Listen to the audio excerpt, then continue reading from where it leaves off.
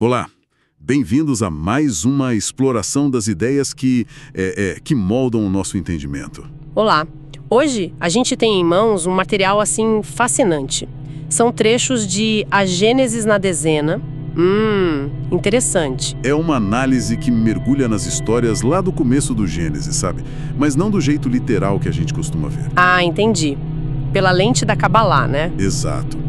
Usa fontes como Rabbi Isaac Luria, estudos do Bnei Baruch, Rav Lightman, e o texto propõe uma leitura bem simbólica, tipo como se Gênesis fosse um código sobre a nossa própria consciência, nossa jornada espiritual. Pois é, essa é uma perspectiva bem intrigante mesmo.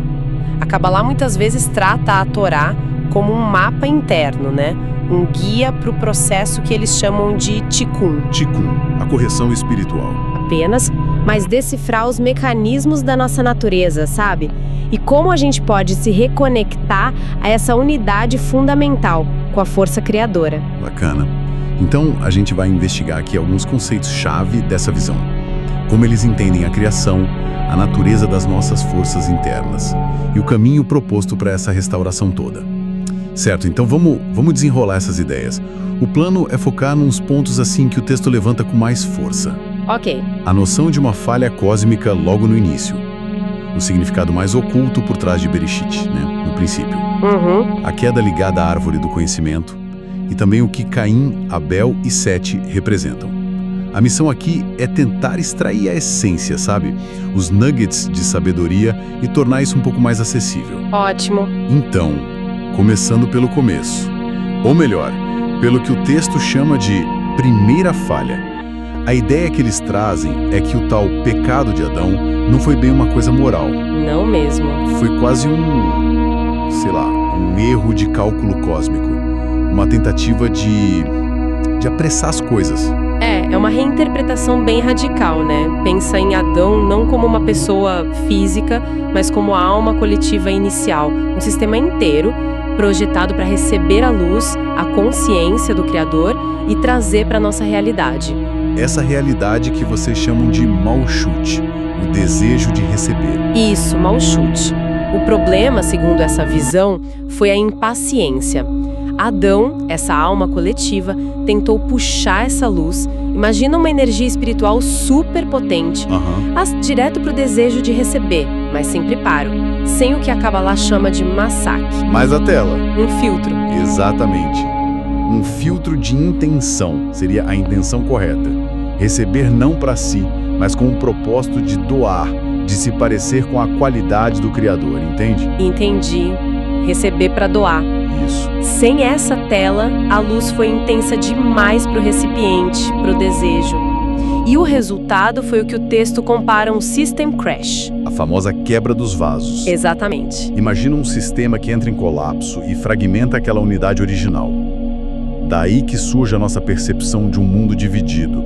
Bem e mal, sagrado e profano, eu e o outro, tudo separado. E aqui tem um ponto que eu achei muito interessante.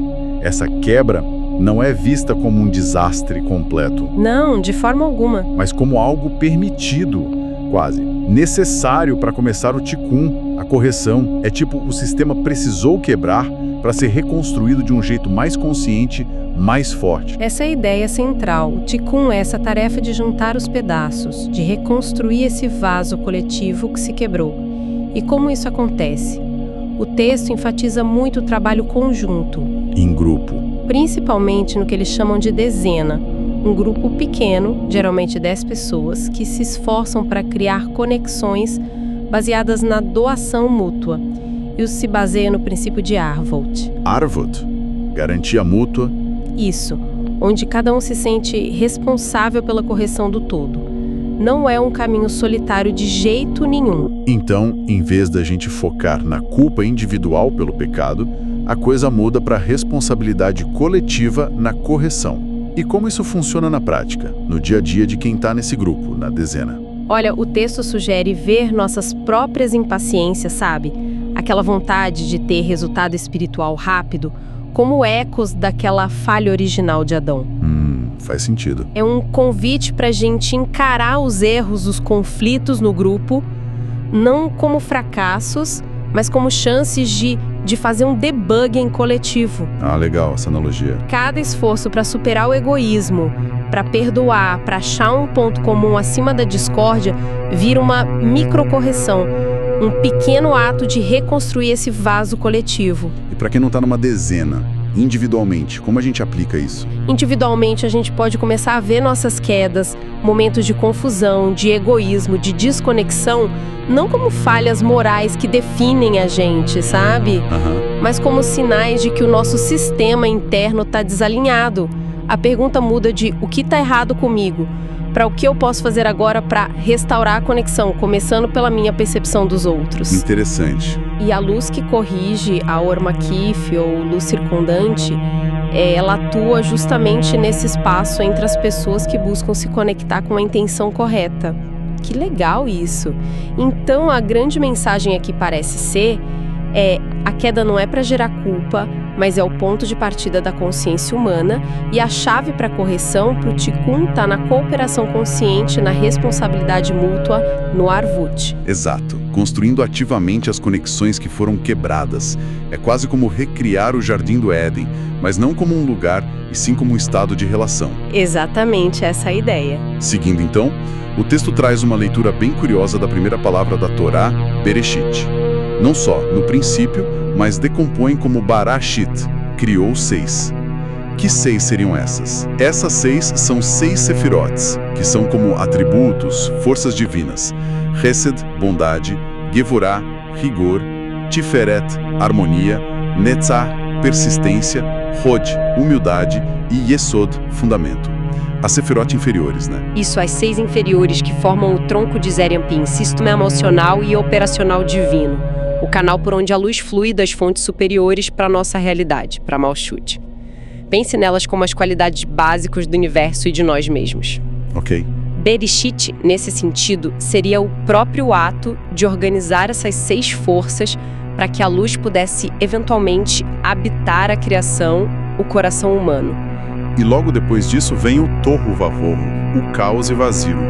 Como a Kabbalah entende esse caos? Não é só bagunça, né? Não é só desordem aleatória.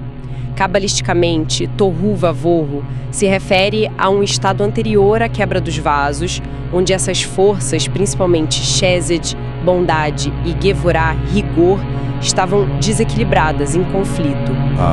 É como ter ingredientes super poderosos, mas sem a receita certa para combinar. A luz era intensa demais para a capacidade de receber de forma equilibrada. É associado aos 7 reis de Édom que morreram, que eram essas sefirotes desequilibradas. Entendi. E a correção começa como? Começa com e haja luz. Esse é o primeiro impulso de Chesed, a bondade, entrando para adoçar o rigor, para equilibrar. E aquela imagem do Espírito de Deus pairando sobre as águas? Sim. É vista como a força espiritual, o Ruach Elohim, associada ao rigor, Gevurah, encontrando um ponto de equilíbrio sobre as águas, que são associadas à bondade, Chesed. Essa ideia de equilibrar bondade e rigor parece muito central. Como isso se traduz na prática, por exemplo, num grupo como a dezena? O texto sugere que o próprio grupo é um microcosmo desse processo de Bereshit. As diferenças, os atritos, as discordâncias, isso é o Tohu Vavohu do grupo. O caos inicial ali. Isso. O trabalho não é eliminar as diferenças, mas usar elas como matéria-prima para criar harmonia, a Tiferet, equilibrando a tendência ao julgamento, a Gevurah, com a prática ativa da bondade, da empatia, do Chesed. É um exercício constante, então. Totalmente. De se perguntar, eu estou contribuindo para o equilíbrio, para o caos aqui no meu ambiente, no grupo? É exatamente. E internamente, para nós como indivíduos, da mesmíssima forma, a gente tem essas forças dentro, a tendência a julgar, criticar, Gevurah, e a capacidade de amar, perdoar, ser generoso, Chesed. O Eaja Luz interior acontece quando a gente consegue, mesmo que por um instante, equilibrar isso. Tipo, escolher a compreensão em vez da crítica. Exato. Ou agir com bondade mesmo quando é difícil. E pairar sobre as águas seria alcançar um estado de consciência onde a gente observa nossos impulsos egoístas sem ser dominado por eles. É o começo daquela tela interna do massagem. Entendi. Então, Bereshit Não é só um evento lá atrás, mas o processo contínuo de trazer ordem e equilíbrio para as forças da criação, fora e dentro. O caos não é o fim, mas o ponto de partida para revelar a luz através desse equilíbrio. Perfeito. Isso conecta direto com a história seguinte, que para ser justamente sobre um desequilíbrio, a árvore do conhecimento. Exato. O texto aponta um detalhe curioso na narrativa.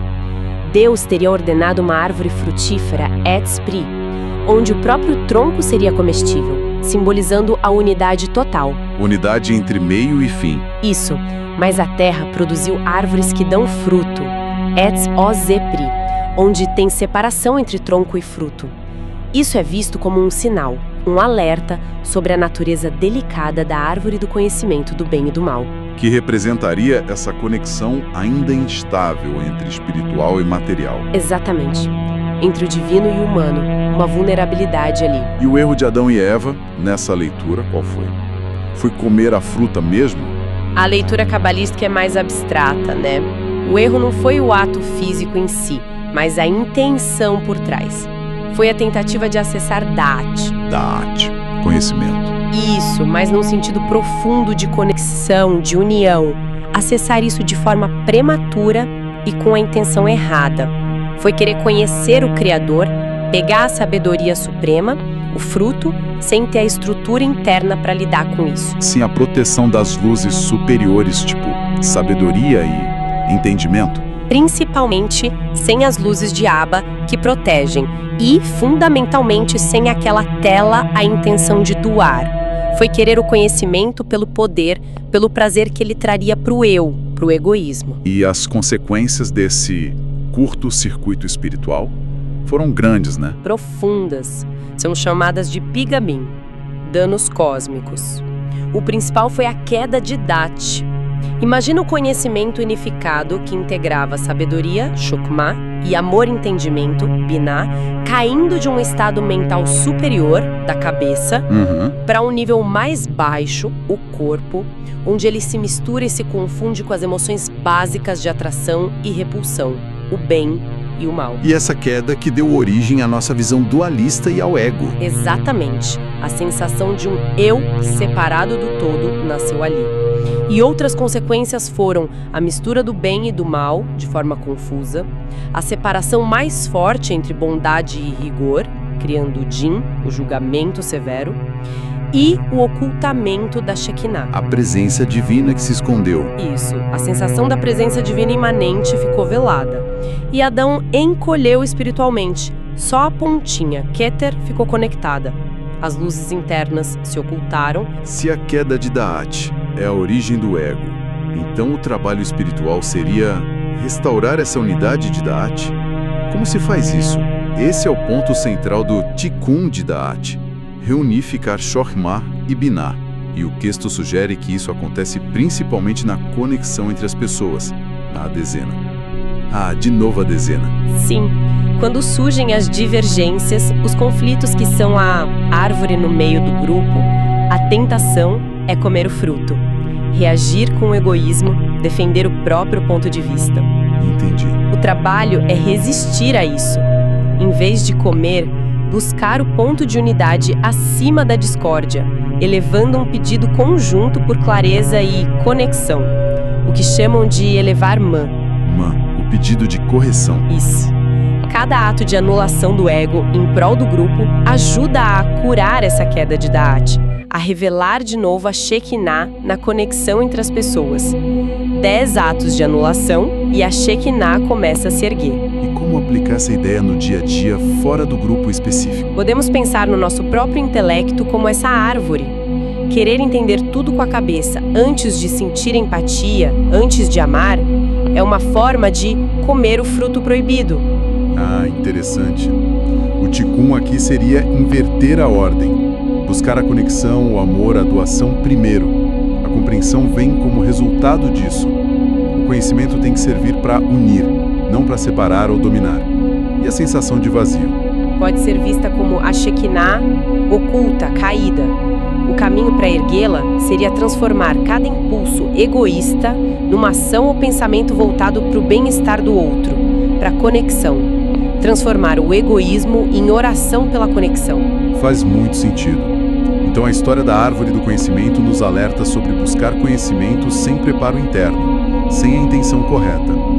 A queda criou o ego, a dualidade, e o caminho de volta é restaurar a unidade, sabedoria, amor, principalmente pela conexão e responsabilidade mútua. Exatamente. Isso nos leva direto aos filhos de Adão, Caim, Abel e Sete. Depois da queda, o mundo está desequilibrado. Como eles entram nesse processo de Tikkun? Eles são interpretados como arquétipos de 3 forças fundamentais que surgem depois da queda. 3 jeitos de lidar com essa realidade fragmentada. Quais seriam? Caim representa a força do rigor, da Gevurah, mas sem o equilíbrio da bondade, do Kesed. É o impulso para a ação, para a conquista, talvez até para o trabalho espiritual, mas de forma impositiva, sabe? Sem anulação do ego, sem a base do amor. É o fazer antes do ser. Entendi. Ação sem conexão. Isso. Abel representa a bondade, o Kesed, mas de um jeito mais passivo, talvez emocional, instável. Deriva de Lia, uma fonte mais emocional. É o desejo de doar, mas sem a estrutura, sem a firmeza do rigor para equilibrar, sem a tela para tornar isso eficaz. Bondade sem estrutura. Pois é. E Sete, que nasce depois da morte de Abel, representa o início do equilíbrio, a linha do meio. Ele combina as forças de um jeito mais harmônico, traz uma misericórdia mais ativa, estruturada. É o Chesed masculino. O nome dele, Shet, se relaciona com fundamento, e é Sod. Então ele é a base para a humanidade corrigida. Exato, o fundamento da correção. E o conflito entre Caim e Abel, que acaba com Abel morto, o que isso simboliza? Simboliza o conflito interno e externo entre essas forças desequilibradas. O rigor não corrigido, Caim, mata a bondade passiva, Abel. Pode ser o intelecto agressivo, sufocando a sensibilidade do coração, ou a ação precipitada destruindo uma intenção pura, mas que era frágil. E como isso se corrige? A correção, o Tikkun dessa dinâmica, não é de uma vez. O texto menciona que a alma de Caim passa por um processo de refinamento ao longo das gerações. Tipo reencarnações. Simbolizado por reencarnações em figuras como o egípcio que Moisés mata, Corat e Jetro. Cada um representa um nível da alma Nefesh Ruach Nessamah. E quem ajuda a corrigir? É Moisés, que é visto como uma correção de Abel, a força da doação ativa e sábia, quem ajuda a integrar e corrigir Caim nesses 3 níveis. O objetivo final é a reconciliação dessas forças. Receber o Caim corrigido e doar o Abel corrigido dentro de cada pessoa e na humanidade como um todo. Nossa, complexo. Como a gente pode trabalhar com essas forças de Caim, Abel e Sete em nós e nos nossos relacionamentos, especialmente num grupo focado em crescimento? Olha, o primeiro passo é reconhecer essas tendências.